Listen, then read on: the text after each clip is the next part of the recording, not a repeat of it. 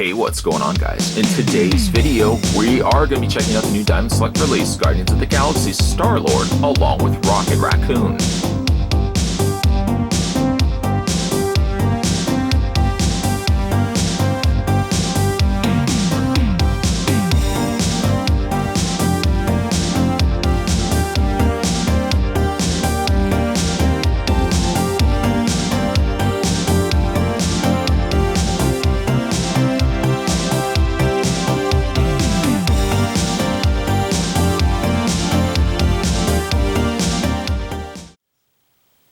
Time for measurements. Let's go ahead and take a tape measure. We'll do Star-Lord first, because he's a little bit taller. That's not discriminating short people, but we'll go with Star-Lord first. He's at 7.5 inches, by the way, 7.5 inches in height. Little tiny Rocket Raccoon, probably doesn't like to be called tiny, is about 3.5 inches, so he is considerably shorter than his colleague here, Star-Lord. Ooh. Accessories. Well, they don't come with a whole heck of a lot. Star-Lord comes with one of his blasters. He actually does not come with two, but he comes with one of them. The blaster is nicely painted both in gunmetal gray as well as some silver accents there, some gold, and on the very ends you can see that it has been painted in almost what I can describe as metallic purple and metallic blue. Blaster looks really, really nice. Okay, we'll talk about it now. I was going to say, we'll look at the other two accessories. One of the problems with this particular blaster, or at least for that matter, more so Star-Lord's hands, is while the blaster does fit into his hand, ideally, there's a little gap at the top there for a finger and then 3 fingers here, but there's not the sufficient gap between the pointer finger and the remaining 3 fingers on his hand. Ultimately, what ends up meaning, though, is when you get it into his hand, you don't ever really feel like he gets a solid enough grip of his blaster, often at times even dropping it. But it doesn't fit all that well into his hand, I have to admit. It's almost as if somebody forgot to split the finger, the pointer finger, from the rest of the hands. If not for that, he probably would have held it a little bit better. Put it in his other hand, somebody may be yelling at the screen. Okay, well, we'll put it into his other hand. His other hand is flat. I guess it cups itself a little bit better around it, but it doesn't feel like it's, again, the hands are so glued or molded together that it doesn't really feel like he properly ever holds the actual blaster as well as he probably should. He does come with a couple of other accessories as well. These are a little bit smaller in size, so I would be pairing them more so, I think, with Rocket than I would with, with Star-Lord. These are painted in both the same sort of silver. The same blues also carry over. This one's got some extra cool gold added to the barrel portion of the guns. This one here kind of looks more something like a Han Solo inspired gun. And those can fit into Rocket Raccoon's hands. Very small hands, very, very tiny little hands on Rocket here. But he does hold both the blasters. And as you can see, his fingers, his one pointer finger is separate enough from the rest of the hands that it does look like he's actually holding the trigger. And he holds them both perfectly fine. Let's have a look at the figures themselves now that we've touched the base on the accessory portion end of this.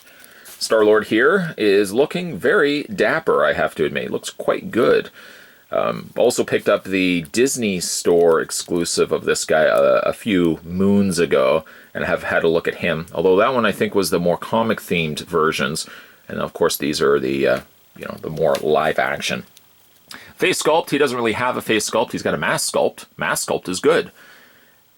It feels like it abandons a little bit some extra paint that could have been added to it. Some like darker airbrushing could have just added a little extra pop, I think, to the overall design of the helmet. The helmet looks good, but I feel like a little bit of extra like darker dry brushing or airbrushing in some of those little areas here I think would have really jazzed that up. The hair sculpt is good, and that's the only thing you can really see of his face. If we tip the mask slightly up, just to show you, the mask completely finishes off the under area of his face, so you can't see a face underneath all that. You can see a neck, which the neck looks like it's got a little bit extra tanning to it. It's got a much more richer kind of pink coloring to his skin tone, but not too bad though. One thing I do like is that the jacket can be opened up, and you can see his t-shirt underneath there. in a nice pastel, almost baby blue color. Otherwise, if not for that, the rest of his color makeup is very much rooted in burgundies, kind of like burgundy browns and stuff like that. There's no real section from what I can see, an area in which he can hold his blaster. Let's say, for example, if he doesn't want to put it into his hand, where would said blaster go? Well, there is really no placement, no area in which you can actually put it onto the figure itself. So if you don't want to put it into his hand, you're out of luck. There's no other place you can put it. Nice detailing here, though, in the pant leg area portion of his pants, and then you get down to the boot area where we've got some additional browns and almost dark grays borderlining black making up the portion of his boots. He's got peg holes on the undersides of his feet, so fear not, sculptors and I guess posers out there. That's not the most complimentary thing to say, but you posers out there, if you guys want to pose this guy in some dramatic poses, you can certainly accomplish doing that by the fact he's got the additional peg holes on the undersides of his feet. Could have been cool if they could have added like a peg hole on the back of his jacket. Noticeable, yes, I acknowledge that, but you could have also had him kind of in a slightly, leaping sort of pose, and then you could have made use of a clear, like the clear necks that have come with other Diamond Select releases. Running through his posability, his head rotates all the way around, up and down, boom, boom, boom. He also has universal joints on the arms, so the arms hinge outward, as well as rotation all the way around. He has a swiveling, not in the bicep area, no, but he has a swivel area in the forearm, yes, and he also has a swivel and hinge in the hands. By the way, he does also have no interchangeable hands, as I probably would have touched base on that at the beginning of this review. Does not. He has ball joint, however, in the upper torso area of his, well, if I move his jacket out of the way, you can see exactly where that ball joint resides. It sits right there. Crunch, crunch, crunch. Crunch, crunch, crunch. You can also rotate it up here as well. And he doesn't seem to have varying, well, no, he does not. I was going to say varying degrees, but he actually has no articulation in the waist. That torso does everything. It does all the work, but the waist doesn't seem to do anything. Split on the legs, forward, back, and out on the legs. Swivel on the top cut of the thigh. Double hinge on the knee. Bingo, bango. He's also got articulation. He's got a ankle rocking pivot. So if you guys favor, oh, I love my ankle rocking pivots, talk more about the ankle rocking pivots I get. Well, he does have that, so you can get him in some ankle rocking poses. Let's have a look at Rocket Raccoon. Rocket Raccoon here is sporting his blue outfit with shoulder pads present. I thought initially getting this guy out of packaging that he had articulation in the mouth. That not be the case. Doesn't look like he can get articulation. Are you stealing the focus? We'll put you over there.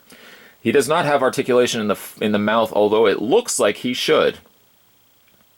Somebody says try bending his mouth. Okay, see? Does not actually open and close the mouth. The mouth is permanently open. Sculpting on the face is very nicely done. It looks like there's a little bit of a faux pas of paint, perhaps on the jowl area. Is that an accurate read of that part of the animal's face? The jowl. He's got a little bit of jowl coloring, a little faux pas on the jowl. Hashtag that. The eyes are nicely painted. Got a little bit of reflection happening there. I like the texturing added to the fur. That's nice as well. He's got a good proportion to him. He's got the right scaling that I would want a Rocket Raccoon to have. Not too overly chunky, not too overly lanky. He's just right. He's Baby Bear. On the back, he's got some additional silver added. Otherwise, just mostly made up of the browns and the blues and some blacks as well. No peg holes on the undersides of his feet. A deal breaker perhaps by some, I don't know. But he does have some nicely sculpted undersoles of his feet. Something they could have simply made flat, but they went ahead and they sculpted the feet under padded foot portion. I should just make this my thumbnail. Just kind of, somebody would be like, what are we looking at? What is this video this guy has just posted? I won't do that. Or will I? Posability on Rocket Raccoon. His head rotates all the way around, hinge up and down. It's very similar actually to Star-Lord over here, just on a smaller scale. The arms rotate all the way around. He's also got the bend in the elbow, which does also rotate the forearm. And he rotates at the hand, hinge back and forth. Upper torso ball joint, nothing in the waist. Split on the legs. bend at the legs, specifically bending at the knees. Rotation on the knees, rotation on the calf.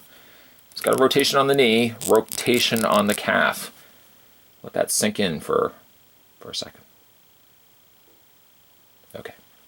He's also got the ball joint on the foot, so ankle rocking, not so much, but he also has the hinge back and forth. So yes, despite his size, you can still get him in some pretty cool looking poses. Digging the look, though, of Rocket Raccoon.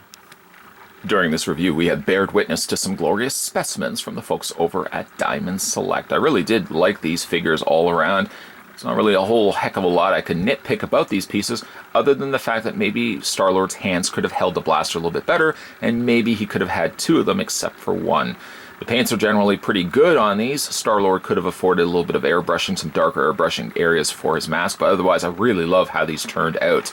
You can find both Star-Lord and Rocket Raccoon respectively. They are packed together after all, unless you find somebody that has rated the Rocket Raccoon. Don't buy that one. Don't buy that one. You might want to check with the person that works behind the counter and just say, hey, by the way, buddy, Rick, I think it is. Yeah, Rick, somebody just took the Rocket Raccoon out of it and left Star-Lord by himself. And he might just say, oh, that was me. Probably leave and go to another store. But these are currently available now at your local comic book store. If you can't find a comic book store in your area, well, that's okay. Head over to www.comicshoplocator.com, put in your zip code, put in your postal code, wherever you might live, and you might be able to find a comic book store in your area and pick these guys up for yourself.